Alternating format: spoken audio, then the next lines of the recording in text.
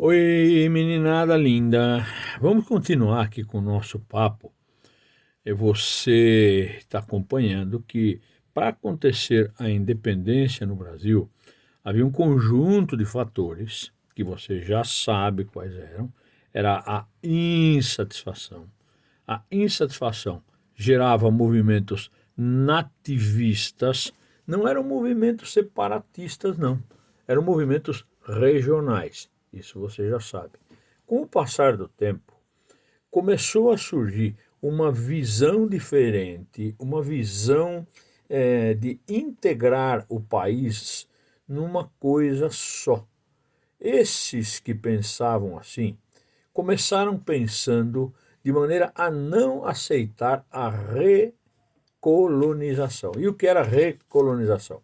Recolonização era que quando Dom João voltou para Portugal e o filho dele, Dom Pedro, ficou aqui, as cortes lá em Portugal estavam querendo mudar as regras do jogo. Uma vez que Dom João tinha feito o Brasil subir a uma categoria de Reino Unido a Portugal, as cortes estavam a fim de desqualificar o Brasil.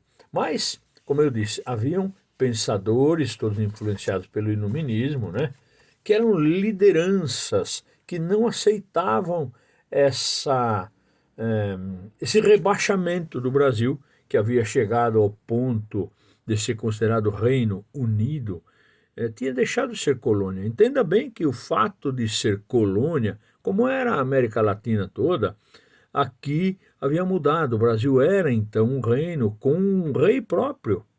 Era um reino unido. Havia o rei lá em Portugal e aqui o príncipe regente, que na verdade fazia o papel de monarca, né? Ele era um imperador. Aqui nós tínhamos a sede do governo, a cidade foi toda reformada, você já sabe disso. Foi feito um monte de investimentos, surgiram museus, você já sabe disso, teatro.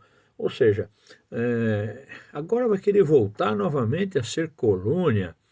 Isso que a corte queria lá em Portugal. Dom Pedro estava muito inclinado a não aceitar isso.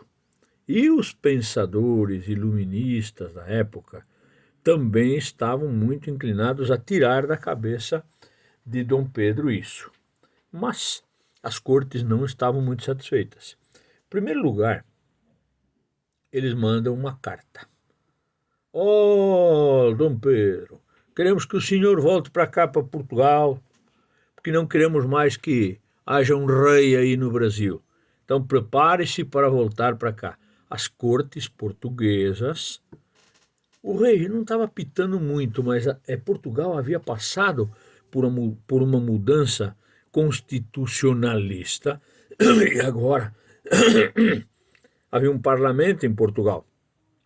Não havia mais aquele absolutismo tão intenso como quando Dom João veio para cá e quando Napoleão invadiu Portugal. Agora havia uma nova maneira de pensar portuguesa. E eles queriam, porque queriam, que houvesse um processo de retorno. Dom Pedro tinha que voltar para cá.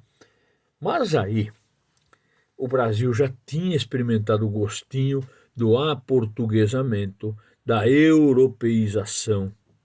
O Brasil estava gostando de ter saído daquela condição de colônia e passado à condição de Reino Unido. Não era legal voltar atrás, descer alguns degraus, voltar algumas casas. Então, diante dessa pressão das cortes portuguesas, do parlamento português em especial, de que Dom Pedro I voltasse para Portugal, eles fazem um documento formal exigindo a volta dele.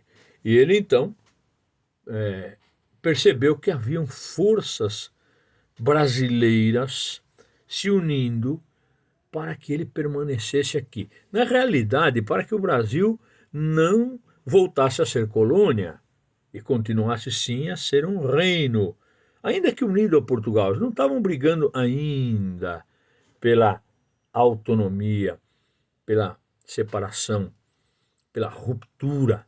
Não. Eles eram parte da aristocracia rural, o clero, eram os intelectuais, eram comerciantes, funcionários públicos, ou seja, diferentes forças sociais se unindo para que o Brasil não fosse reconduzido ao que era antes. Eles não aceitavam a recolonização. Eles queriam que o Brasil continuasse naquele ponto que ele havia chegado de Reino Unido. Consequentemente, os conselhos para que Dom Pedro I não aceite voltar para Portugal e se sujeitar, se submeter, obedecer às ordens da metrópole, não deveriam ser aceitas. E Dom Pedro agora, hein? O que ele vai fazer? Sentindo-se pressionado pelas cortes, pelo parlamento português, e agora sentindo-se apoiado pelas forças internas do Brasil. Vamos saber quem são essas forças, relembrar: aristocracia rural, parte do clero, os intelectuais, jornalistas, advogados, médicos, comerciantes ricos e funcionários públicos. Todo mundo falando: fica Dom Pedro, não vai embora, não obedece às cortes, fica por aqui, fica aqui, fica aqui, até que surge o famoso Dia do Fico. E ele escreve uma carta dizendo que não sairia, que vai ficar, que vai permanecer. Também existe toda uma história de obediência ao pai dele, Dom João VI, e toda uma história iluminista em Portugal, já desde o período pombalino vinha acontecendo isso, uma história de que ele teria que se sujeitar. Mas ele fala: não, eu não vou me sujeitar, não. É toda uma pressão histórica de obediência. O príncipe sempre obedece ao rei, mas eu não vou obedecer. Então, se é para a felicidade geral da nação e bem de todos, diga ao povo que fico. E disse: eu não vou embora, eu vou ficar aqui, o Brasil vai continuar sendo um Reino Unido a Portugal. Eu fico. Começo de uma polêmica. Isso foi no dia 9 de janeiro de 1822. Até setembro, muita água ia passar embaixo da ponte. Enquanto isso, aqui no Brasil, estava se formando uma tempestade política. Surgia o Partido Brasileiro. Era um partido brasileiro. Não era republicano, era monarquista, mas com fortes tendências ao liberalismo, ao parlamentarismo. E quem eram os envolvidos nisso? Bom, Cipriano Barata era um baiano corajoso, tinha participado de revoluções. Esse homem estudou em Portugal, ele não era bobo, não. Cipriano Barata, ele tinha muita vontade de ver o Brasil virar uma república. Podia ser até com o próprio imperador, deixando de ser rei, passando a ser um presidente, ou então com eleições diretas, algo parecido com o que tem na Inglaterra, né?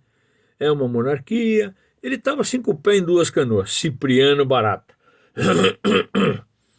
Inclusive, ele participou das cortes lá em Portugal, tá?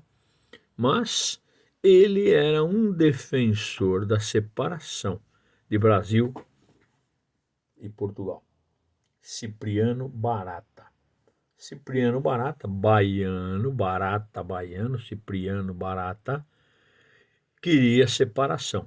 Mas, por ora, estava lutando por um constitucionalismo. Depois vai ter a Constituição, 2 anos depois, a de 1824, tá? Mas esse homem estava por trás, Cipriano Barata. Mas tinha mais gente nesse partido brasileiro. Não era republicano, não era monarquista, era liberal, era iluminista. Então, era um partido que revolucionaria a questão administrativa. Ninguém estava propondo guerra, ninguém estava propondo separação bruta, litigiosa, não. Era uma ideia, e as ideias vão corroendo a base das coisas. Nesse ponto surge um outro. Esse outro não era baiano, não, era paulista. José Bonifácio de Andrada e Silva, um homem inteligentíssimo, estudou na Europa, tinha uma visão de mundo moderna para aquela época. Ele era um iluminista, meio nos moldes de Voltaire, meio despótico, um déspota esclarecido, porque ele queria dar ao imperador poderes e vai ajudar depois, na Constituição de 1824, a elaborar a Carta Magna da época de uma maneira que dava um poder assim, não totalmente despótico, mas era um poder moderador. Veja só, era um quarto poder. Essas ideias, elas não vieram apenas do Dom Pedro I.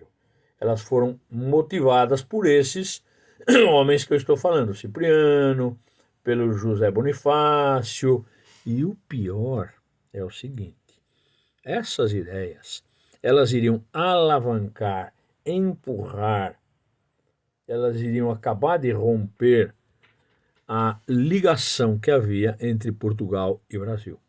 Eram ideias liberais, e quando você pensa em termos de liberdade, a independência é um passo, porque você ficar preso a alguém não é independência, não é liberdade. E eles eram iluministas.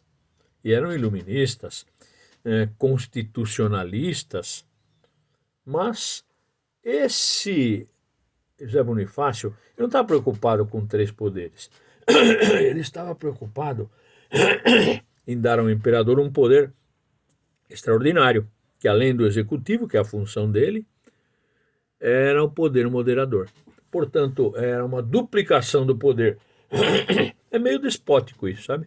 É meio autoritário. Mas, para livrar-se de Portugal, valia. Na verdade, o José Bonifácio de Andrade e Silva, ele se tornou assim o grande conselheiro de Dom Pedro.